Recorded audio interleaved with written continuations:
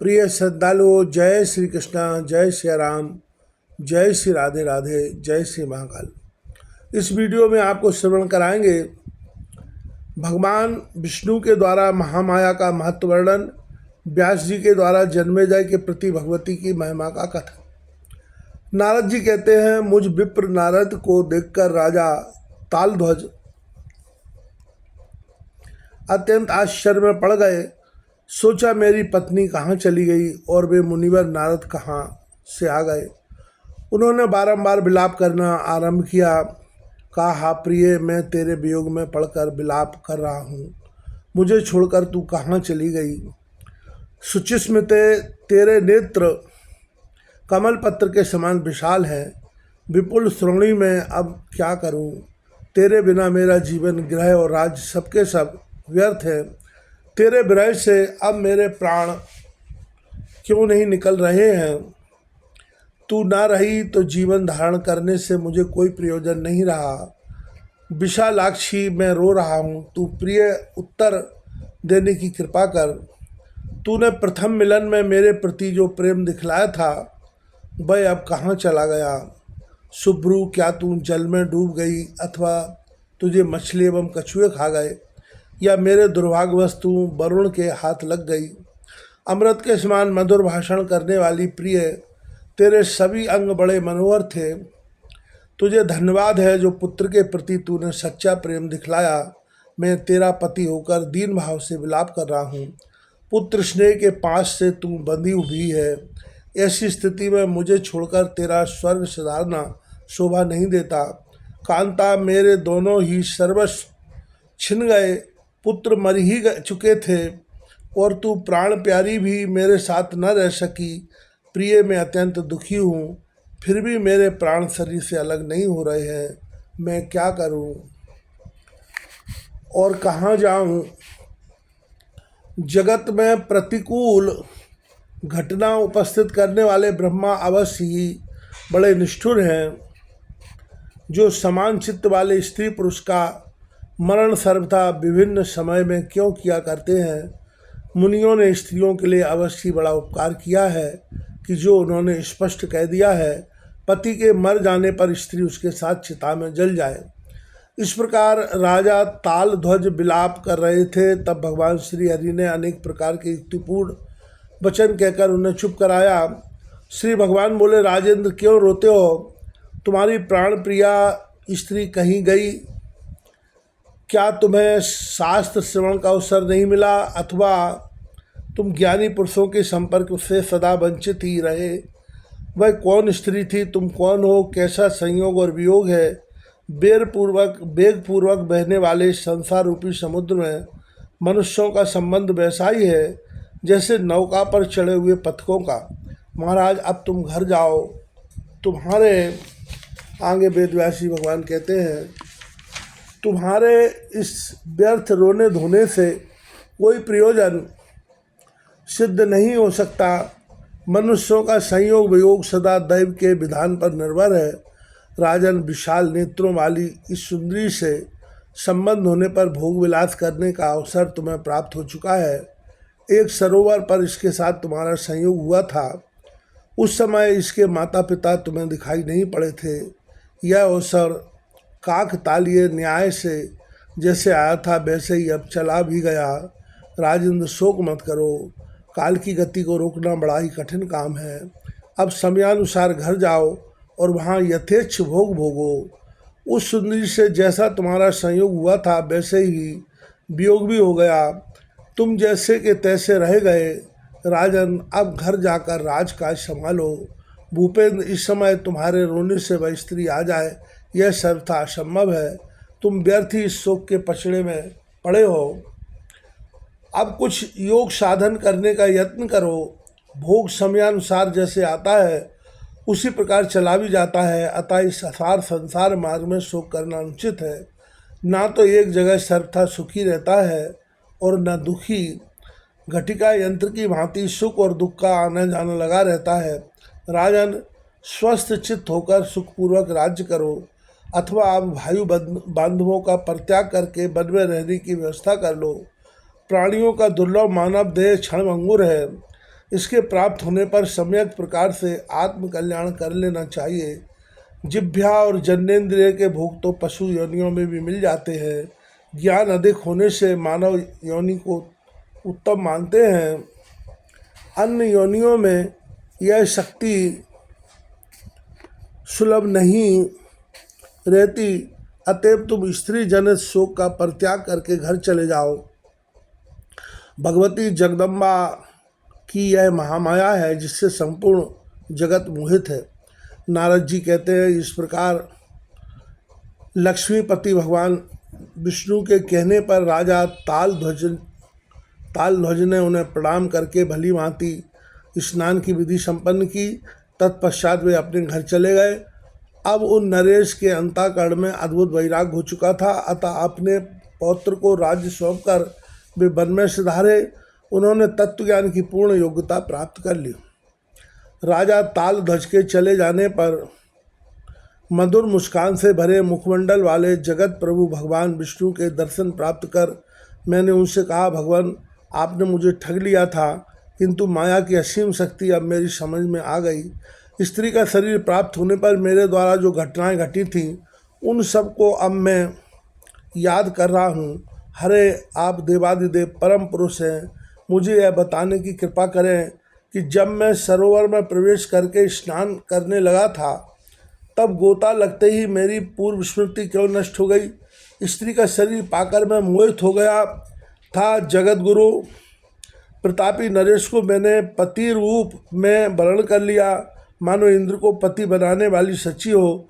देवेश, उस समय का वह मन, चित्त, देह और चिन्ह स्मृति से दूर कैसे हो सकता है। वे बार बार याद आते रहते हैं। रमाकांत प्रभु, इस विषय में मुझे महान आश्चर्य तो हो रहा है कि मेरा ज्ञान उस समय सर्वथा विलीन हो गया था। अब आप आगे वेदव्यासी लिखते हैं, अब आप इसका कारण बताने की कृपा करें। स्त्री का शरीर पाकर मैंने अनेक प्रकार के भोग भोगे। मैं निरंतर मदिरापान करता रहा। निषिद्ध भोजन करने में मुझे कोई हिचक न रही। मैं कभी भी स्पष्ट नहीं जान सका कि मैं नारद हूँ। उस समय जो घटनाएं उपस्थित हुई वे सभी मुझे आद्योपांत स्मरण आ रही हैं। भगवान विष्णु बोले, महामते नारद, देख यह सब महामाया का मनोरंजन है। उन्हीं के प्रभाव से प्राणियों के शरीर में अनेक प्रकार की दशाएं उपस्थित होती रहती हैं। जैसे शरीरधारियों में जागृत, स्वप्न और सुषुप्ति आदि 4 प्रकार की दशाओं का क्रम निरंतर चालू रहता है, वैसे ही दूसरा शरीर प्राप्त होना भी स्वाभाविक है। इसमें संदेह कैसा। सोया हुआ मनुष्य जानने, सुनने और बोलने में भी असमर्थ रहता है। वही जब जग जाता है तब सारी वस्तुओं से ज्ञात हो जाती है। उसका नींद से चित्त विचलित हो जाता है। मन में अनेक प्रकार के बहुत से स्वप्न उठा करते हैं। मनुष्य स्वप्न में देखता है कि हाथी मुझे मारने आ रहा है, मैं भागने में असमर्थ हूँ, क्या करूँ, मेरे लिए दूसरा कोई स्थान भी तो नहीं है जहाँ तुरंत भाग चलूँ। कभी स्वप्न में देखता है कि मेरे पितामह अपने घर पर पधारे हुए हैं, उनसे मिलता हूँ। कभी परस्पर बातचीत होती है और एक साथ बैठकर हम लोग भोजन करते हैं। जागने पर उसे मालूम हो जाता है कि ये सुख दुख संबंधी बातें मैंने स्वप्न में देखी हैं। उन सभी बातों को याद करके वह जनता के समक्ष विस्तार पूर्वक कहता भी है। जिस प्रकार कोई भी व्यक्ति स्वप्न में निश्चय नहीं जान पाता कि यह भ्रम है, वैसे ही महामाया का ऐश्वर्य समझ में आ जाना बड़ा ही कठिन काम है। नारद, महामाया के गुणों की दुर्लभ्य सीमा को जानने और शंकर और ब्रह्मा भी असफल हैं। फिर मंद बुद्धि वाला दूसरा कौन मनुष्य इसके वास्तविक रहस्य को जान सकता है। जगत में महामाया के गुणों की यत्ता किसी की भी समझ में नहीं आ सकी है। उन्होंने संपूर्ण चराचर जगत को सत्व, रज और तम इन 3 गुणों द्वारा रचा है। उक्त गुणों के अभाव में यह संसार तनिक देर भी स्थित नहीं रह सकता। मुझ में सत्वगुण प्रधान है, रजोगुण और तमोगुण गौण रूप से रहते हैं। यदि तीनों गुण न रहें तो भी मैं कभी भी भूमंडल का शासक नहीं बन सकता। इसी प्रकार तुम्हारे पिता ब्रह्मा में रजोगुण प्रधान है, तमोगुण और सत्वगुण भी उनमें है ही। इन दोनों गुणों से रहित होकर वे कुछ भी नहीं कर सकते। वैसे ही शिव में तमोगुण की विशेषता है, रजोगुण और सत्वगुण उनमें अप्रधान रूप से रहते हैं। कोई भी ऐसा नहीं जिसमें ये तीनों गुण ना हों। अभी अभी माया का प्रभाव तुम देख चुके हो। अनेक प्रकार के कितने भोग तुम्हारे सामने उपस्थित हुए और तुम्हारे द्वारा भोगे गए। महामाया फिर महामाया के इस अद्भुत चरित्र के विषय में तुम मुझसे क्या पूछते हो? व्यास जी कहते हैं, महाराज जन्मेजय, मैंने योग माया के जिस महात्म को नारद जी के द्वारा सुना है उसे विस्तार पूर्वक कहता हूँ, सावधान होकर सुनो। मुनिवर नारद जी सर्वज्ञ शिरोमणि हैं। स्त्री का शरीर प्राप्त होने पर उनके सामने जो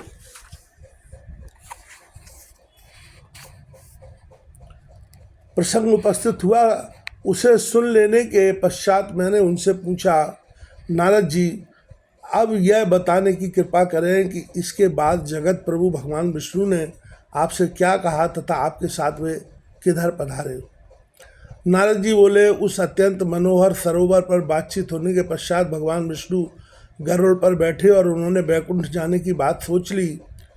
उस समय उन्होंने मुझसे कहा, नारद अब तुम अपने अभीष्ट स्थान पर पधारो अथवा मेरे पास परम धाम में चल सकते हो, या तुम्हारी जैसी इच्छा हो करने में स्वतंत्र हो। तब मैं श्री हरि से आज्ञा लेकर ब्रह्मलोक चला गया।